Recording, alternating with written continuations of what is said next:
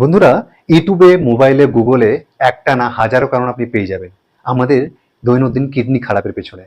কিন্তু আজকে আমি যেই কয়েকটা কারণ আপনাদের সামনে তুলে ধরতে চলেছি, সেই কয়েকটি কারণই যথেষ্ট কিডনি সিমটমস বোঝার জন্য, কিডনি খারাপ যে হচ্ছে আপনার দিনে দিনে সেটা বোঝার জন্য। তাই ভিডিওটি শুরু থেকে শেষ পর্যন্ত অবশ্যই দেখবেন, কারণ পুরোটা না দেখলে আপনি বুঝতে পারবেন না।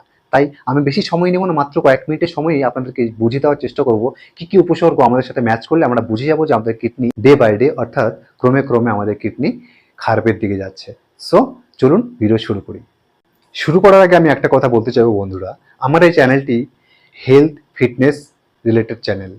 তো আমি এটাই এক্সপেকটেশন রাখবো সবার কাছ থেকে যে আমার চ্যানেলটি অবশ্যই সাবস্ক্রাইব করে রাখবেন, কারণ আপনাদের জন্যই আমার এই চ্যানেলটি বানানো। তাই আপনারা যদি না সাপোর্ট করেন তাহলে আমি এগোতে পারবো না। আপনাদের সাপোর্ট আমার চ্যানেলটিকে অনেক গ্রো করতে, অনেক উপরে ওঠাতে সাহায্য করবে। তাই চ্যানেলটি অবশ্যই সাবস্ক্রাইব করে রাখবেন, আর এরকম হেলথ টিপস পেতে আমার চ্যানেলটি অবশ্যই ফলো করবেন। নমস্কার বন্ধুরা, আমরা সকলেই জানি যে কিডনি আমাদের শরীরের ব্লাডের মধ্যে থাকা বিভিন্ন রকম বজ্র পদার্থ সেগুলোকে রিমুভ করে ইউরিন প্রডিউস করে, তাই না? অর্থাৎ শর্ট ভাষায় ক্লিয়ারলি বলতে গেলে এমনভাবে বলা যায় যে আমাদের শরীরে যত রকম দূষণ রয়েছে, যত রকম বজ্র পদার্থ রয়েছে, সেগুলোকে পিউরিফাই করা, সেগুলোকে ডিটক্সিফাই করা হচ্ছে আমাদের কিডনির কাজ। কিডনির মধ্যে কি হয়, সেই পুরো শরীরে বজ্র পদার্থগুলোকে পিউরিফাই করে সেটাকে ইউরিনে ফরমেশন করা, ইউরিন প্রডিউস করা, এটাই হলো আমাদের কিডনির কাজ, তাই না? আর এই কিডনি যখন দিনে দিনে তার প্রতি প্রেশার পড়তে পড়তে পড়তে পড়তে পড়তে একটা সময় কি হয়, কিডনি আমাদের উইক হয়ে পড়ে, দুর্বল হয়ে পড়ে এবং কিডনি ফেইলারের পথে এগোয়, কিডনি ড্যামেজের দিকে এগিয়ে যায়। আর এই কিডনি আমাদের শরীরে সুস্থ হেলদি আছে কিনা সেটা আমরা কি করে বুঝবো? তো সেই বিষয় নিয়ে আজকে আমরা কথা বলবো। আর এই জন্য আমরা 10টি লক্ষণ নিয়ে কথা বলবো, যেগুলো আপনাদের সাথে মিলে গেলে আপনারাও অবশ্যই ডাক্তারের শরণাপন্ন হবেন। ওকে, তো চলুন আজকে আমরা এই 10টি লক্ষণ নিয়ে আলোচনা করি। প্রথম লক্ষণটি হলো ফ্যাটিগ বা উইকনেস। এর মানে কি, সবসময় একটা দুর্বলতা ভাব, উইকনেস ভাব, ফ্যাটিগ, দুশ্চিন্তাগ্রস্ত একটা ভাব, সবসময় একটা ক্লান্তি ভাব। ঠিক আছে, হয়তো অফিসে কোনো কাজ করছেন, সেখানে ঠিকঠাক কনসেন্ট্রেট করতে পারছেন না। অফিস থেকে বাড়িতে আসছেন, মনে হচ্ছে পুরো দিনে অনেক থাকান, অনেক টায়ার্ড হয়ে পড়েছেন। হ্যাঁ, অনেক সময় এরকম হতে দেখা দেয়। বা ঘরের কিছু কাজ করতেই আমরা একটুতে হাঁপিয়ে যাই, আমাদের মানসিকভাবে আমরা ক্লান্তি বোধ করি। তো এটাও কিন্তু একটা কিডনি খারাপের একটা লক্ষণ। এটা শুধু শরীরের ভিটামিনের অভাবে হয় না, এইসব লক্ষণ দেখা দেয় না। আর এই লক্ষণগুলো শুধুমাত্র কিডনি খারাপের নাও হতে পারে, সেটা শরীরের অন্যান্য কারণেও হতে পারে। এটাও একটি অন্যতম কারণ কিডনি খারাপের।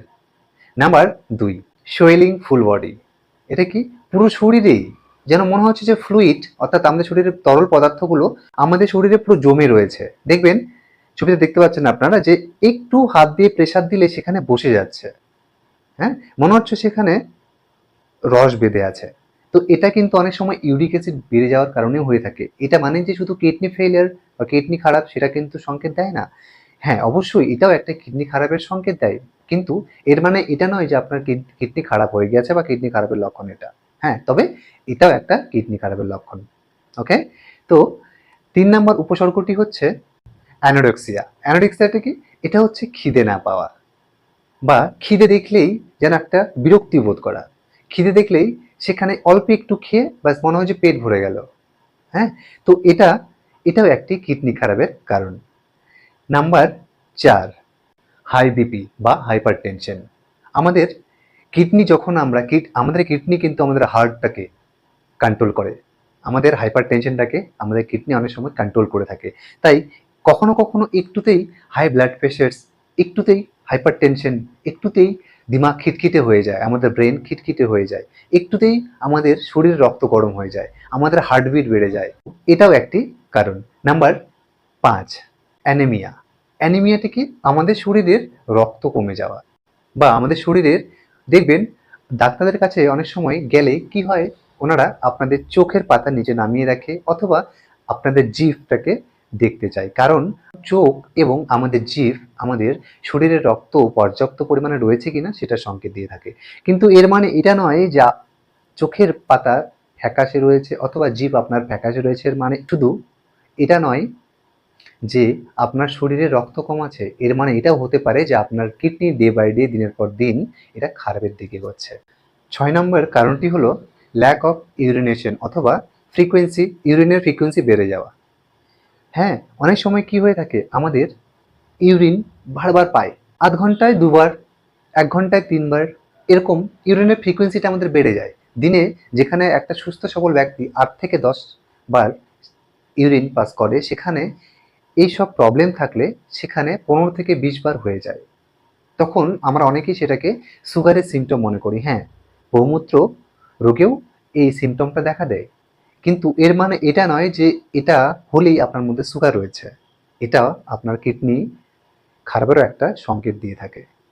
কারণ নাম্বার 7, ঘন ঘন ইউরিন পাস করার সাথেও আমরা যখন ওয়াশরুমে দেখি, আমরা যখন ইউরিন পাস করি তখন ইউরিনের সাথে সাথে সেই জায়গাতে পুরো ফেনা হয়ে যায়। দেখতে পাচ্ছেন ঠিক এরকমই ফেনা হয়ে যায়, আর তখন সেই ইউরিন থেকে দুর্গন্ধ ছড়ায়।